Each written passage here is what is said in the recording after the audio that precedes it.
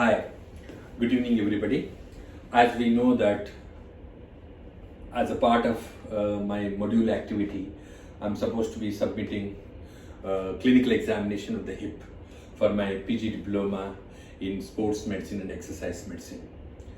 So now for the same clinical examination of the hip, I've requested one of my colleagues, that is Dr. KK, to be the subject for clinical examination of the hip, and he has readily agreed and he has given his consent to participate in clinical examination of the hip. So over to you, doctor. Thank you, Dr. Mandesh. Yes, I willingly and voluntarily am ready to participate in this educational video. Thank you for this opportunity. Okay, thank you very much. So now, to begin with,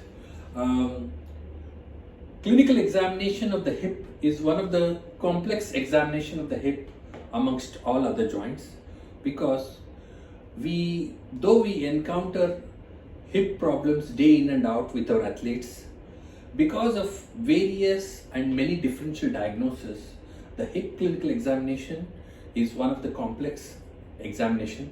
But here today I would like to make this examination very methodical and systematic, and as far as possible I will try to make it simple so that we understand thoroughly to how to examine the hip pathology. As far as the hip clinical examination is concerned, it usually starts with examination of the gait, observation of the gait, the way they walk into our clinics. Especially we observe antalgic gait, painful gait. We also examine their cadence, stride length, and also we observe any rotational deformities they have, any foot abnormalities they have, and also any biomechanical abnormalities they have in the lower limbs. And initially we try to examine this hip joints in the standing position. So we start with the standing position of clinical examination. I usually start with gait pattern, that is Trendelenburg gait. I would like to see whether the subject has a Trendelenburg gait. How do we examine a Trendelenburg gait?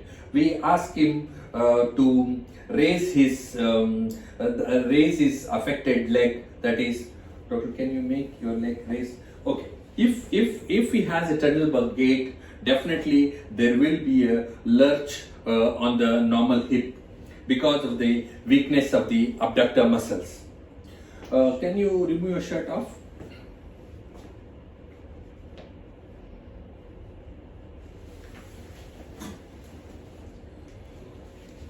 So since we have already completed the spine examination, I will not be revising the spine examination. So I will directly move on to hip examination. I will now ask my subject to lie supine. Can you lie down supine? Yeah, just lie down supine straight. Let's assume that I am examining the left hip for all practical purpose.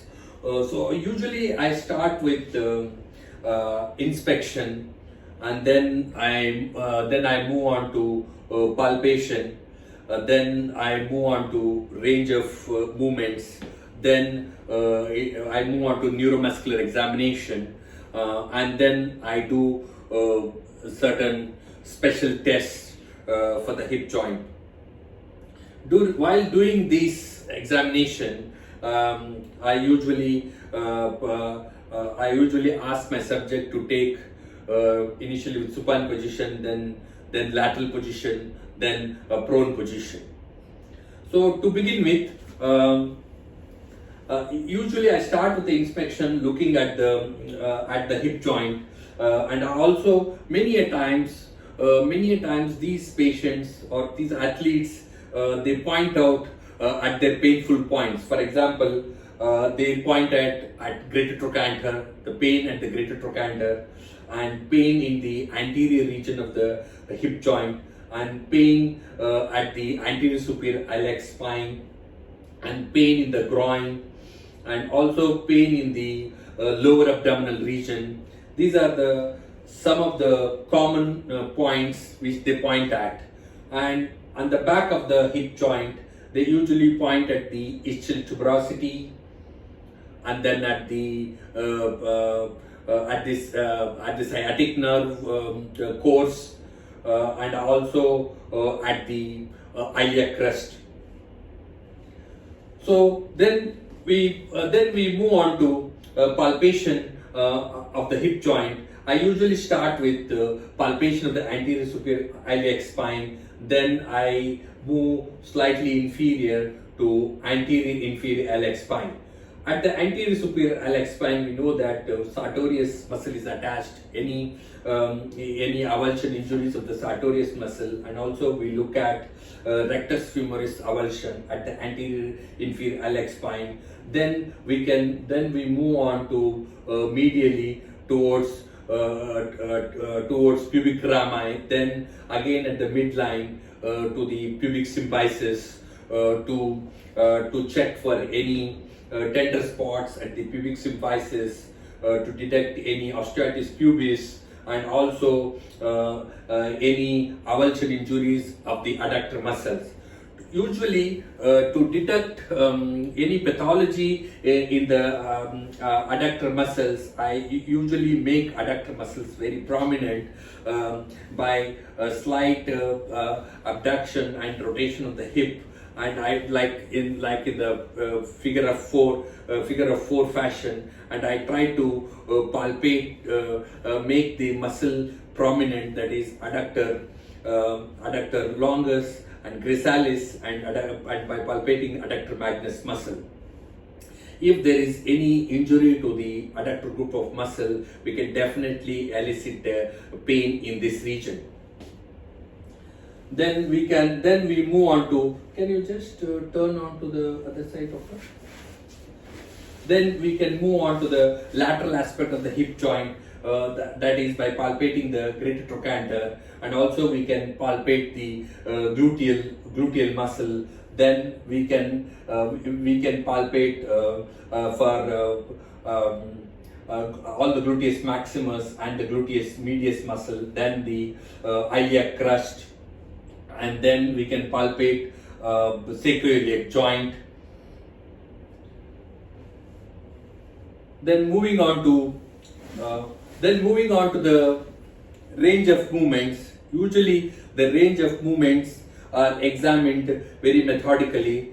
To start with, I start with flexion, then abduction, then adduction, then extension, then internal and external rotation. The flexion, the flexion of the hip is examined by flexing the knee, and then asking him to stretch over the abdomen. Yeah, can you just stretch it over abdomen? Yeah, he's got excellent movements. Almost he's having more than 140 degrees of flexion. Then followed by that, then I start looking for abduction of the hip joint, so which is around 50 degrees of abduction. Then we will try to cross the other leg to test adduction movements, which is around 20 to 30 degrees of adduction. Then we move on to external and internal rotations. To examine the external and internal rotations, in supine position we flex the hip to around 90 degrees and flex the knee to around 90 degrees, and try to look for rotations. The rotations of this is an internal rotation and then the external rotation. So each external and internal rotation is around 30 to 40 degrees. Then we move on to prone position to look for extension of the hip. Can you just get into the prone position? Yes. Yes. Thank you. Thank you. Okay. Then we try to flex the knee and then try to look for extension movements. Fine. Thank you. Then just get back to supine position. Yeah. Just get back to supine position. Thank you. Followed by this, we can quickly go for muscle examination of the hip joint by comparing the both sides. So I will start with extension muscle examination. I will be asking him to extend his hip and knee straight, then trying to put the pressure against resistance. Oh yeah, just try to extend your hip and knee. Then I try to put. This is how we examine his quadriceps muscles. Then we try to examine his hip muscles. We'll asking him to resist the flexion with strength. Can you just that is the examination of the iliopsoas muscle, which is the flexor of the hip. Then we move on to examine the extensor muscles. Can you get into prone, doctor? Just get into prone. Yes. You're okay? Yes. Okay, fine. Then just bend your knee. Yeah. Then try to extend your hip. Try to extend your. That's how we try to examine the extensor muscles. That is gluteal muscles. We can also test hamstring muscles by making the knee straight and trying to extend the limb. Okay, yeah, that's how we examine the hamstring muscle strength. Okay, doctor, can you come back to supine? Yes. Thank you. With this, I think we can move on to certain special tests. I usually move on to special test by examining the SI joint test, SI joint test, and then I move on to contracture test, that is Thomas test, and a modified Thomas test together. Then I move on to piriformis stress test. Then I also do an Obus test. Then I do stress fracture tests like percussion tests. Then we can move on to impingement tests of the hip. With that, most of the tests of the hip, special tests of the hip can be completed. So initially I'll start with SI joint test. I usually do a figure of 4 test, that is Faber's test, by making the knee flexion and putting the limb affected limb in a figure of 4 test, and try to stabilize the opposite pelvis and try to stretch the SI joint. If he has a pain, he'll definitely complain of pain in the posterior aspect of the SI joint. Another test which can be done is the Patrick's test, by flexing the hip and by making the hip abduct. He will definitely complain of pain in the posterior aspect of the SI joint, on the SI joint. Another test that we can do is a lateral compression test. Can you just turn on the other side? Yeah. Is by straight compression on the iliac crust, by pressing the iliac crust, by giving a thumb to the iliac crust. We can elicit a pain at the SI joint, which is called as lateral compression test. Okay, fine. Get into supine. Yeah. Thank you. With this, we can move on to Thomas test. Thomas test is a test to detect any contracture at the hip joint. So usually this test is done by initiating the stability of the pelvis by flexing both the hip joints. Can you just flex both the hip joints as I explained it? Yeah, yes. Yeah, you can just flex this, and then we can, okay, I will just try and, okay, you keep this, and then we can extend the, yeah, you just extend the, yeah, just continue to flex this hip. Okay. Thinking that if we think that this is the affected hip for a flexion contracture, usually if there is no flexion contracture, it will definitely, the thigh and the knee will touch the couch. Otherwise, if there is any flexion contracture, this hip will be definitely flexed at both knee and hip. So in this subject, we do not have any contracture. The same can be repeated on both sides. So if he has a flexion contracture, definitely this affected hip will stand out in a flexed position. Okay, fine. So then we move on to percussion test to detect stress fractures in the hip joints. I usually do a percussion test at 2 or 3 places. One is I try to flex the hip and flex the knee and try to percuss at the knee joint. So if during this percussion, definitely the patient will have a sharp pain in the hip joint. So that suggests that there is a stress fracture, indicates a stress fracture. And also percussion can also be done at the heel point. And also we can do a percussion at the greater trochanter.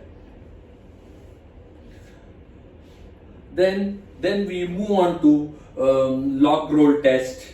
Log roll test, which also indicates some intra-articular pathology or a stress fracture, though it is not a specific test. We try to log roll into internal and external rotation.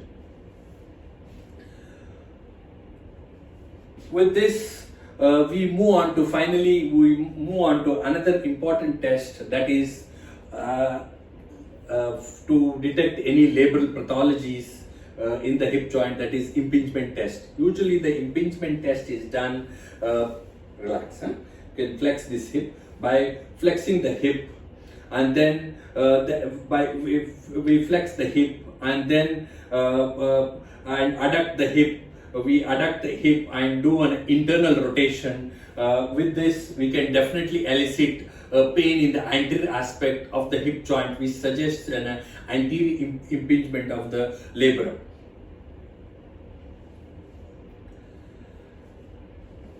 So then, I think I covered most of the test. The another important test is the hip snapping syndrome. We need to detect, is there any hip snapping syndrome? Like we have 2 or 3 hip snapping syndromes. That is, one is the ISO snapping syndrome, and then we have IT band snapping syndrome, and we also, if you have any intra-articular pathologies like loose bodies, we can have a snapping of the hip. So usually I look for snapping of the IT band in a lateral position. Can you just turn on that side? Yeah. So usually I carry out the Ober's test to detect any IT band pathologies. So what I do in the Ober's test is I try to you extend the hip and flex this knee.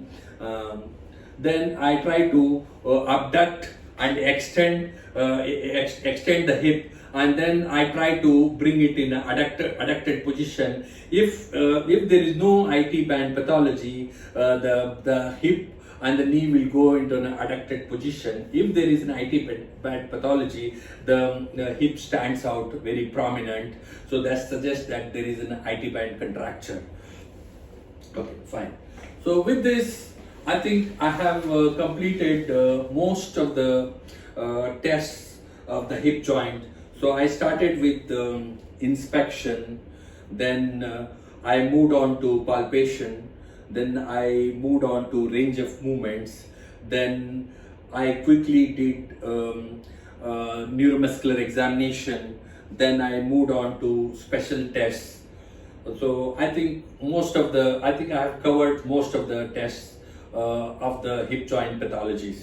Thank you.